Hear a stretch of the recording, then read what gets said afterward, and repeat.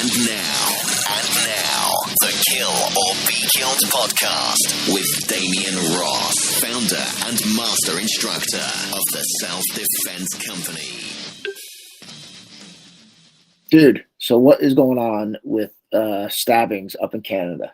Oh, we're just all fucking nuts up here. We're absolutely crazy, And let me jump right. So last time we were talking about the whole ban on guns up here. You were asking about that with the restricted firearms and everything, right? Remember that conversation? Yeah. And sure enough, this past weekend we had like multiple fucking shootings. So clearly that plan is working out great.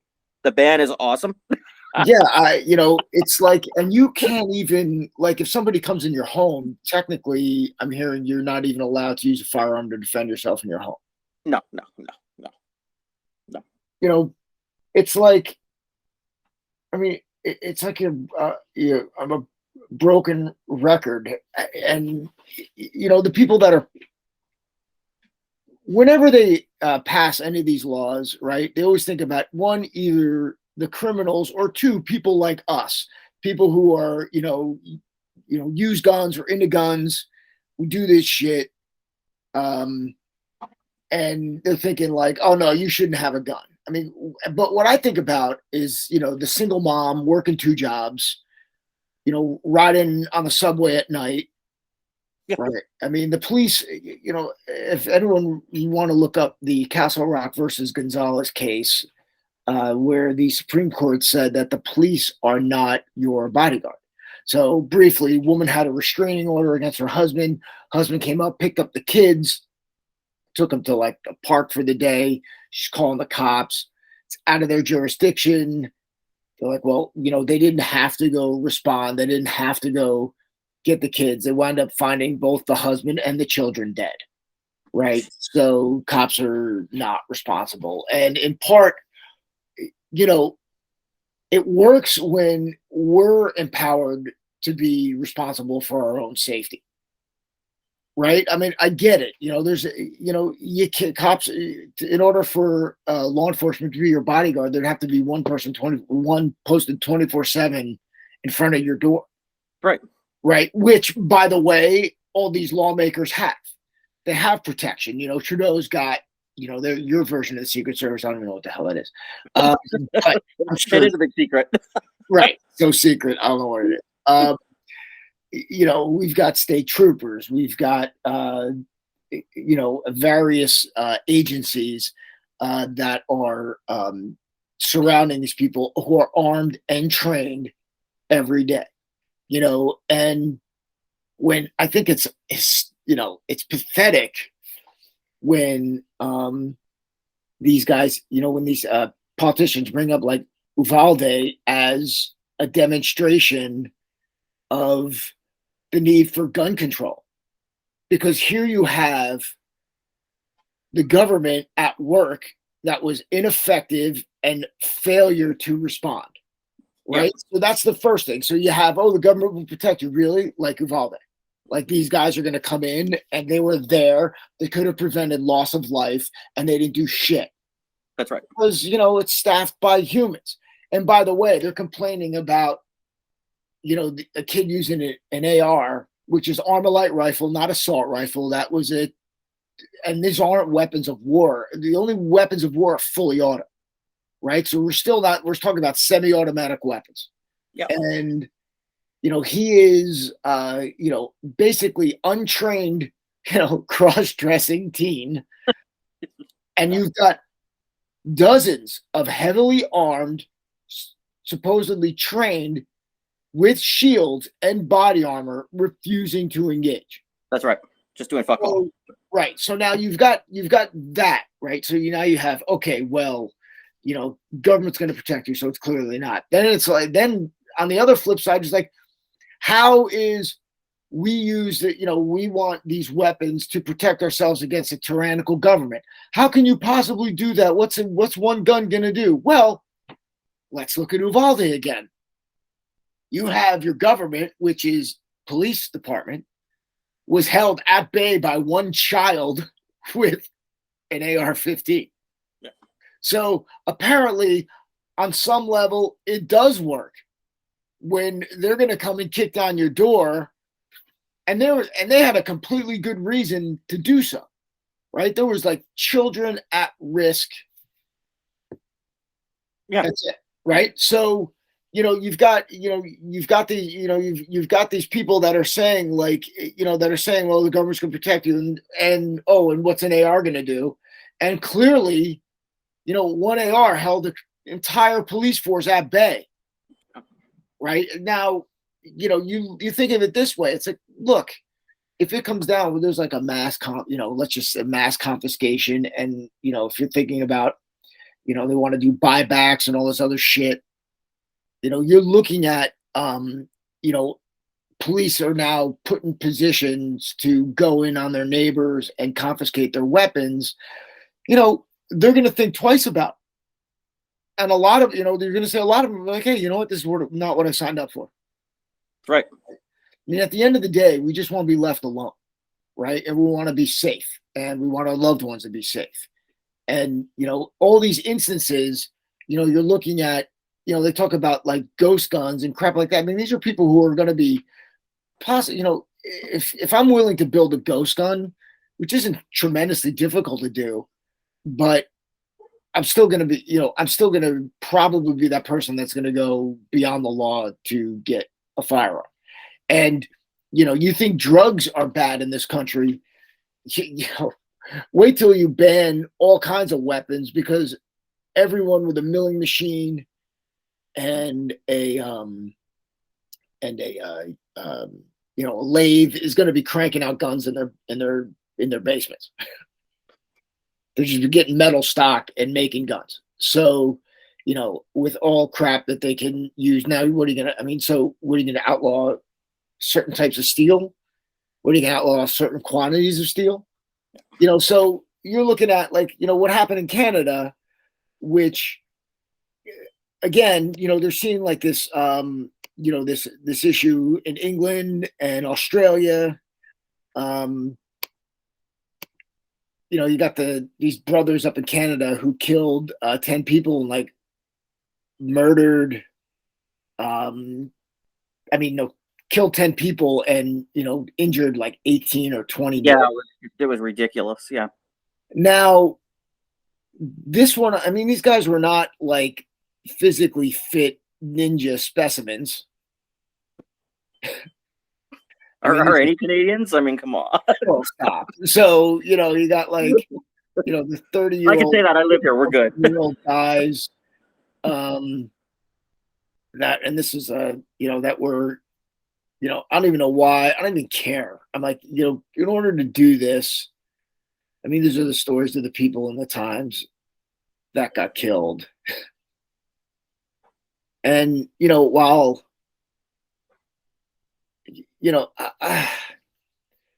evil finds a way. Yep. Right. There was the person who took the truck, took the truck in France and killed 80 people. Right. So, mass murder is going to find a way. What you want to be able to do is empower people who, are willing to defend themselves. So and it's not even about, and I've had this discussion so many times with other self-defense instructors who are associated with different systems and all of this, and I just, at the end of the day, it's not just about instilling techniques with these people. It's instilling a bit of fucking common sense with people to just, have your head on a fucking swivel, be aware of what's going on. Most violence can be prevented even before it happens, right? So get your head on right. Accept the fact that it's going to happen, or that it can happen, right? Think like it's going to happen. And I'm not saying to live your life, completely fucking terrified, but understand that, there's a very good chance that it could happen. Be prepared for it. In order to be, I just heard this quote the other day. In order to be free, you must be ever vigilant. That's it. People have this, notion of walking through their lives without any worries. Yeah. Bro, everything has a worry, and everything has a concern, and everything has to pay attention. This dystopian, utopian idea of living in a world without violence is nice, and it would be great, but it's not. You got to look at yourself as like, an antelope out on the plains, right? And then you've got lions and cheetahs and all kinds of crap trying to kill you, right? You need to be aware and to keep yourselves out of harm's way while you still got to go to the water hole. You still got to graze. You still got to do things that an antelope does. But what you count on is the other antelope that doesn't pay attention. Yep. This is the reality of what it is. This is why we always like to tell the two friends in the woods with the bears and the sneaker. Yeah. You don't got to outrun the bear. I just got to outrun you. And that's a fact. Look, if everyone were to prepare and be vigilant and have the will to defend and protect, criminals wouldn't necessarily ramp up their game, other than they would most likely find another means to get what they need. Yeah. Right? They wouldn't necessarily use strong arm tactics and violence to do that. But the fact that, that the reality of that happening is no, because very small percentage of people, train, educate themselves, and do even the bare minimum, which will get you out of a lot of trouble. That's right. And that's what the martial arts, we have this thing where, you've got to be like, oh, I've got to be training all the time. I got to take on all comers, bro. The toughest person today isn't the toughest person tomorrow. Right. Right. So you just got to be that antelope, that's like looking around. All right, I got my horns. Maybe if I got to, gore somebody to get them out of my way, I'm going to do it. Yeah. But in the meantime, that lion over there looks like a fucking problem. I'm gonna leave. I'm gonna cross the street. Yeah, that's right. The Serengeti, across fucking Serengeti. Right. You got these guys. Listen, whether it's an active shooter or an active stabber, did we just create that? So, or somebody driving a truck. I mean, you've got to again, it's the same old shit. That doesn't look right. That guy looks off.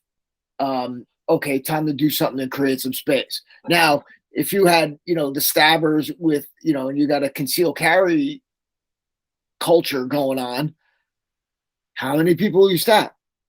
Right? Some guy running rampant down in, West Texas is probably going to wind up, catching some lead before he gets to, victim number 3. Yep. We've got, we just had another mass shooting, mass shooting, anything above 4 is mass shooting. Shooting spree in Memphis, where the guy, went on the course of 12 hours of just, shooting random people, carjacking and things like that. This is what people are doing now.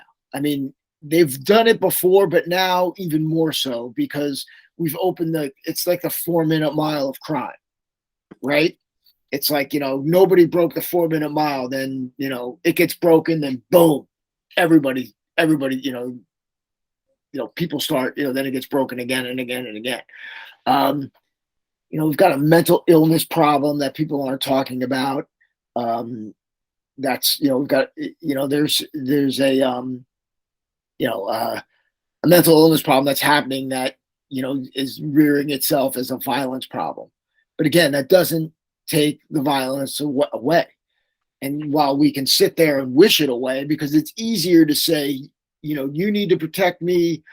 Okay, if you use this to do bad, then you need to take that away. Take this thing away. But then in reality, they still want to do harm on mass scale. So there's other ways to do that. Yeah, and I think the problem is, you get the people who are in support of these gun laws. Well, you know what? If you take away these weapons, it's going to be harder for these individuals to commit the levels of crime that they're committing. Well, you know what? At the end of the day, if a person wants to fucking do it, they're gonna figure it out. They're gonna do it, right? Easy, hard, it don't fucking matter. So the mindset shouldn't be take these things away. The mindset should be protect ourselves. The mindset should be prepared and protect ourselves. Right. Heroin's illegal, yet I could probably go on Craigslist and within a matter of hours score some. Yeah. Right. So it's not going to be difficult for people to access these things. The guy in Buffalo, Buffalo, New York State has a ban on assault weapons. The guy in Buffalo used an assault weapon. So now they're talking about, concealed carry and, the problems, like how, I mean, what New York is doing is unconstitutional. What New Jersey has been doing is unconstitutional. The Supreme Court has said we have the right to defend ourselves and we have a right to use firearms to do it. We have the right to use common weapons, which means AR-15, which means handguns, which means, carbines, all the variety of weapons that are lightweight and can fire multiple rounds because they're semi-automatic. Like most of the stuff, some states you can use automatic weapons. New Jersey, you can't. To be honest, I never saw the real value in an automatic weapon outside trench warfare. Or, I know all the bad guys I want to kill are in this room, so I could just pray and spray. But if anyone's ever fired any one of these, they understand that a 30 round magazine lasts you like a couple seconds, right? It raises up. They're very inaccurate as you're moving. 3 round bursts, I get for sure. That's no problem. Or semi-automatic. But yeah, having a fully automatic weapon for self-defense, and I don't think it's necessary. So either way, these violence is still going to still happening, keep happening. It's like, I'm listening to the governor of New York, and she's like she's speaking off the cuff. She's not smart in the fact that I'm sure she's an intelligent woman, but when she's talking about how, like, they try to get these laws passed because they describe a reality that is just not real. Specifically, she's like, well, now everyone can conceal carry. You just go in and apply. That's not how it works. Right. And that's not how, so first off, take my experience, for example. So to get a firearms ID card, just to purchase firearms and ammunition, you need to go through a background check. Absolutely. So that'll allow me to purchase rifles. That'll allow me to purchase ammunition. Okay. Every time I purchase a rifle or ammunition, by the way, not ammo, but every time I purchase a rifle, they do a background check right away. So that's a second background check. Now I just purchased a couple handguns. I got a little Ruger 22 LCR. It's a hammerless. So that's for carry weapon. And then I got a SIG P365. So that's another subcompact 9mm. For each one of those, I had to apply and submit for another background check. So there's 2 background checks.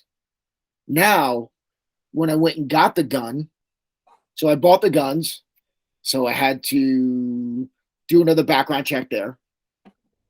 And then I had to wait 7 days till it cleared.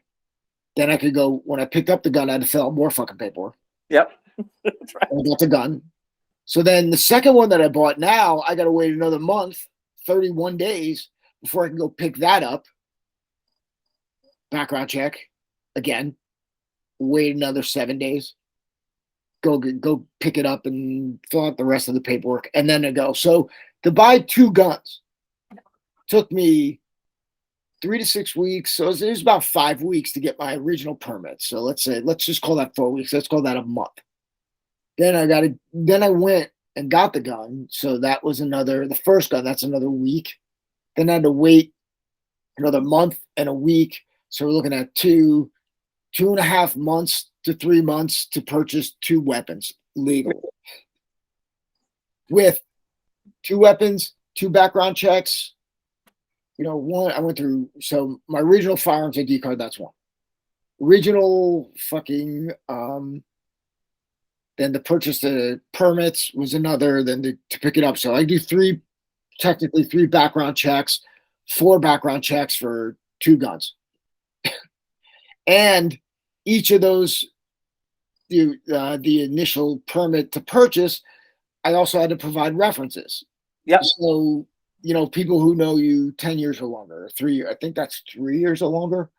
3 years or longer, and then the concealed carry was 10 years or longer, and I'm still going through concealed carry. So that's just to get the weapon. Now, for concealed carry, I've got to do the full application. I have to fill out an application. I can provide my birth certificate, license, fingerprint background check, 3 references that I've known for 10 years or longer. Then I have to go through a safe gun handling course. Then I have to go through a qualification course for each weapon I want to carry, maximum up to 3 weapons. And that's the same qualifications that the police go through. Yeah. So when they say things like anyone can just carry a weapon, that is the farthest from the fucking truth. Yeah, they don't realize just how many fucking steps and hoops there are to jump through. Well, the politicians know this. Well, they know, but they just But they're saying it to get their law passed, to get more bullshit put on top of it. Because at the end of the day, it's about power. It's not about, they don't give a shit about our safety. They don't give a fuck about me. The police, the response time, average response time in my county is like 12 minutes. Right? They don't give a fuck about me. Right? They care about getting elected again. They care about using these trigger points to get people to, vote and to exercise more fucking control. I don't think the government is as efficient as to have a meeting where they're going to just have this grandiose scheme. But I think what happens is it's like these series of happy accidents that align with your ideology and what you generally believe. Yeah. Right? So while the overall gun crime in New York, as far as murders is, relatively low in comparison, but the violent crime rate in New York is exceedingly high. Like now, especially New York City is up 183% last I checked with the whole defund the police shit. So, they're talking about we don't want guns on mass transit and shit like that. So all the places where you would need to fucking conceal carry, they want to take that away from you. And I guarantee, we know that there are weapons on New York City subways every fucking day. 100%. Every day, guys fucking shooting dudes. I mean, it is real. But no, you want to restrict the people who are willing to be trained, certified, take the classes and the responsibility to protect themselves. I mean, look, again, don't think of us. Think of a single mom working 2 jobs, taking the fucking subway. Yeah. That's it. Right? What is she going to do against 1 fucking guy, let alone 2 guys? Right? Other than using a firearm to level the playing field and get the fuck out of there. I don't know, man. I look at this shit and it's just,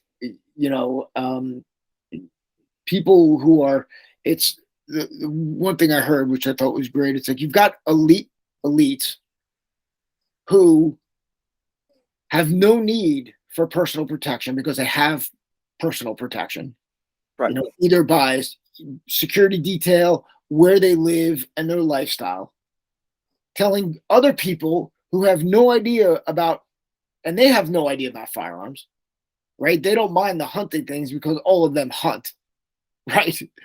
They don't mind the guns. Oh, use them for hunting. That's also, fuck you, right? So they, you've got these elites who know little about guns and have little need for firearms or for personal protection because they've got armed guards. They live in gated communities. They go to and from their, bubbles, if you will. Yep.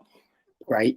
You've got that telling people who know nothing about guns all about guns.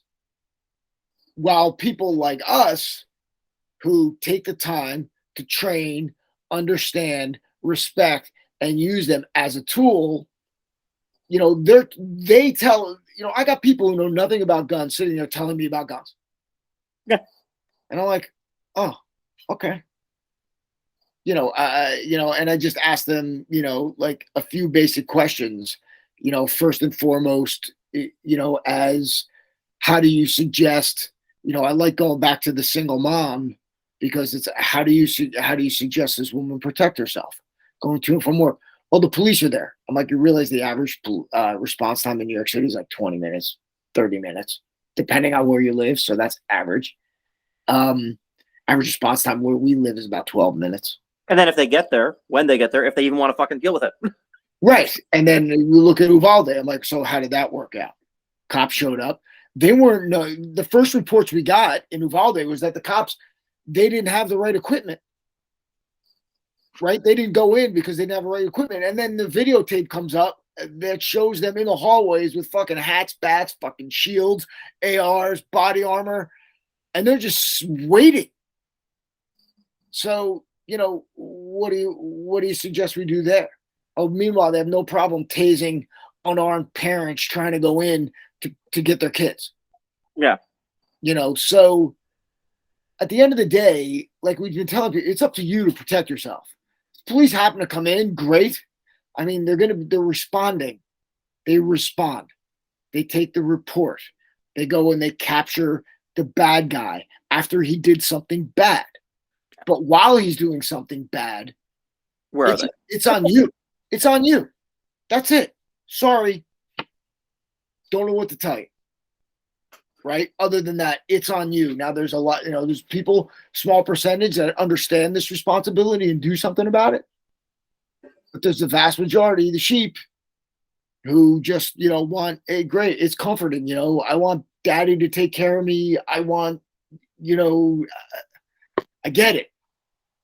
I get it. That's what they're there for. That's what I pay for. Fuck you. You got to take care of me. Well, they can only be so many places at one time. Exactly. And the information's out there. If you choose to look at it and digest it and assume, even the minimum of responsibility, you can make a huge difference. Like I said, you don't got to be fucking SEAL Team 6. You just be a smarter antelope. Right? And that's really, let the other guy get clipped. Sorry. If I don't see that shirt out in the next week, I'm going to be pretty pissed off. Be the smarter antelope. Right. All right, man. On that note. All right, brother. Well, listen, it was good catching up. Yeah, we'll do same thing, same bat time, same bat channel. All right, buddy. Until next time, train honestly.